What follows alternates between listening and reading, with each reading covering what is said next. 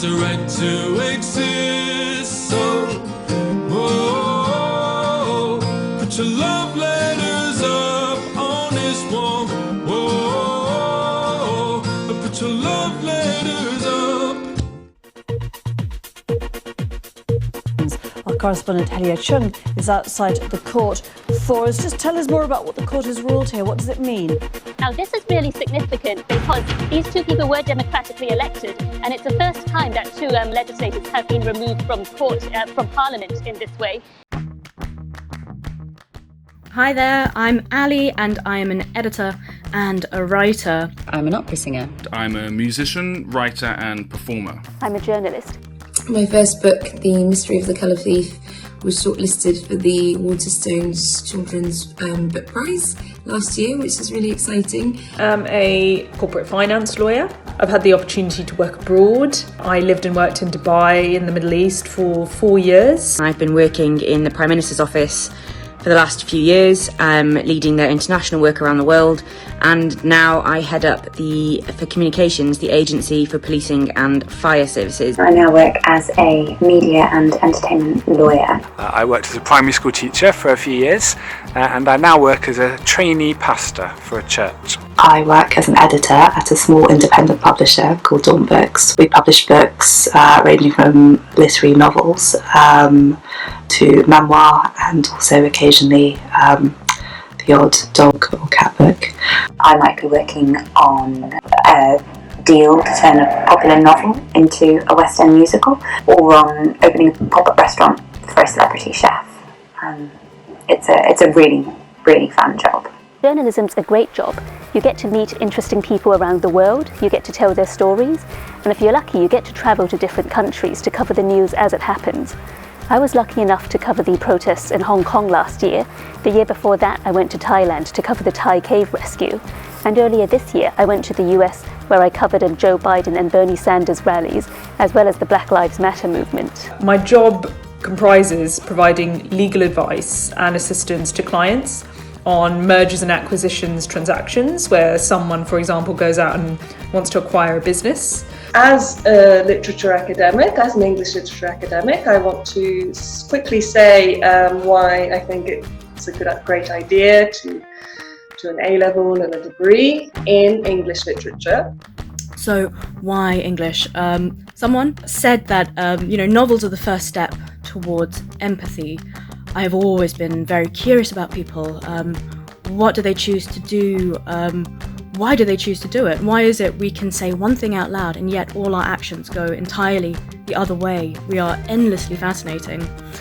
I sensed that writing was at the heart of everything I wanted to do with my life. I write songs, I write lyrics, I wanted to write stories, non-fiction, and studying English gave me the opportunity to study everyone else who's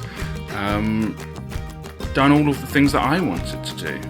I love to read, and I thought that literature was a great way to learn about people and to learn about the world and to kind of widen your horizons and understanding. The great thing about literature is it's looking at human experiences, but it's looking in a really deep way, and then it expresses it in a way that we can all relate to. Here's a couple of examples to show you what I mean. The mind is its own place, and in itself can make a heaven of hell, a hell of heaven. Or here's another one.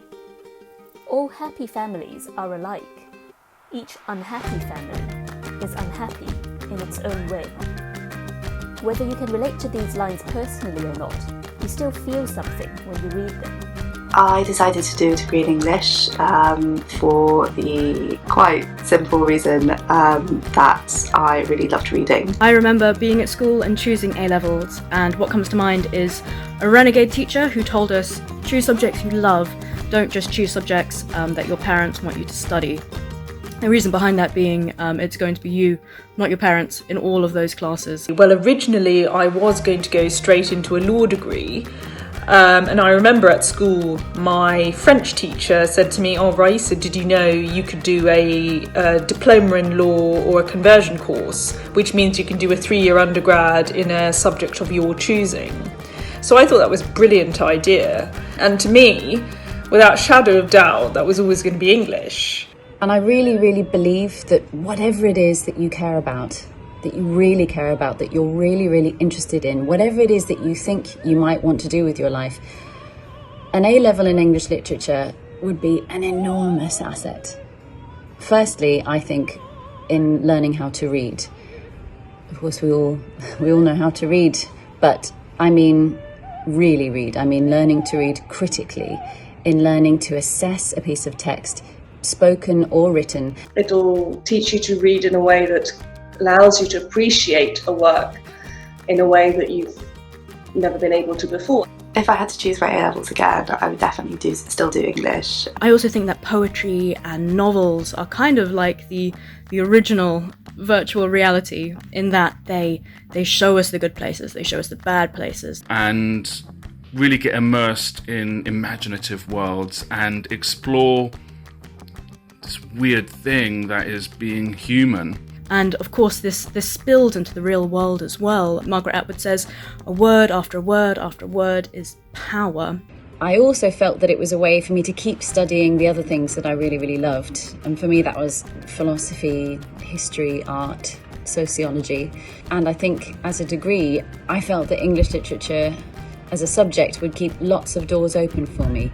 There is a complete wealth of roles for people who studied English, whether that is to go on to do law or journalism or communications more widely. I've worked as a live subtitler for the national news. I've worked as an audio describer for daytime soaps and for the Justin Bieber movie.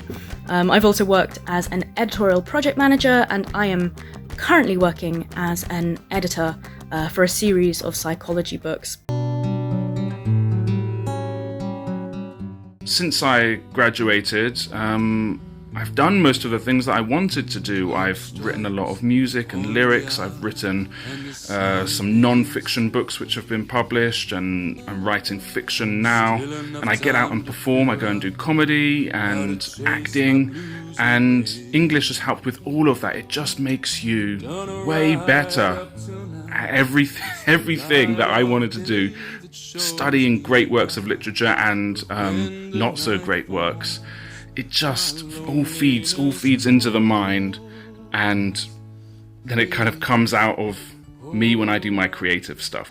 And I still remember this. I quoted from Roman Jakobson in my application on UCAS, and the specific quote was in respect of English literature, insofar that it commits organised violence on ordinary speech, which is what makes it so interesting.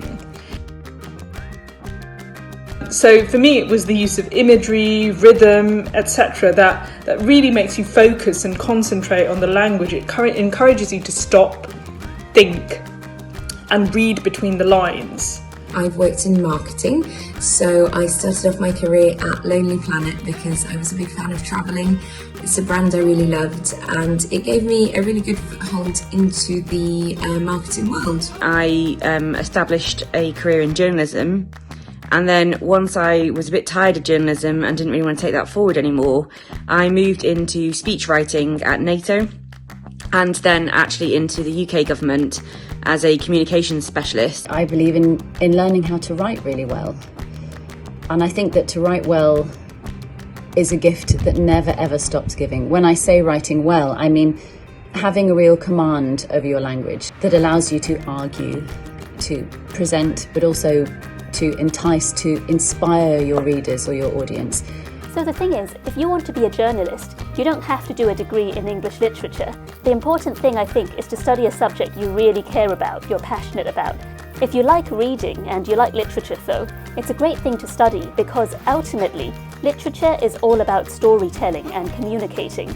And in the same way as a journalist, it's also important you can tell a story and find a way to make people around the world interested in what's happening somewhere else. It's actually a really great degree if you want to be a lawyer afterwards, because a lot of the skills that you pick up in an English literature degree are directly useful for becoming a lawyer, because it teaches you to be extremely careful with language, to be able to read and analyse a text in a very precise way. It encourages awareness, it encourages attention to detail, and these are all the skills that I now use in my career as a corporate lawyer. If you have an interest in words and language, there is a real nerdy satisfaction in drafting and negotiating commercial contracts.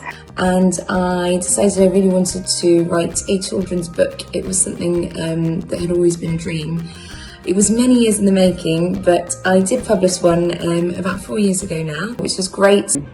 In opera, we are essentially singing plays, and I draw heavily on my training as a student of literature in translating the libretti if it's an opera that's not in English, and in looking at the narrative structure and in analysing the character that I'm going to portray. It was great to have an English degree in primary school to help me teach English, if nothing else. And you'd be amazed what you can teach to young children. I did Shakespeare, I did Tennyson, all with just year 3, 7 and 8 year old pupils. And as a trainee pastor, it's been great to have an English degree, just because of the communication skills it's given me and the ability to use and to craft words as I write talks and sermons and as I preach. A friend who worked in the publicity department, and I had an idea for a cookbook of packed lunch recipes for people who worked in offices like us. So we wrote a proposal for that. And then we rewrote it because our agent said it was rubbish. And then it was sent out to a bunch of publishers and someone wanted to buy it, and it got published. So I suppose what I wanted to say to you is, well, an English degree can take you to a lot of different places. So discover what you love doing, pursue it. Often it won't come straight away, but when it does, it can be really, really something that makes you proud, and it will make all the hard work worth it. If you're interested in creative endeavours, writing and performing, I think English is a pretty good subject to do. I honestly believe that if I had not done English as my undergrad, I would not be as successful as I am today in my career. Whatever it is you choose to do next, just hang on to these words from Joseph Campbell, because people don't say this enough to us, which is the privilege of a lifetime is being who you are. So you are about to set off on a huge adventure. Have fun, make it yours. You got this. So I hope that's been useful. Good luck, everyone.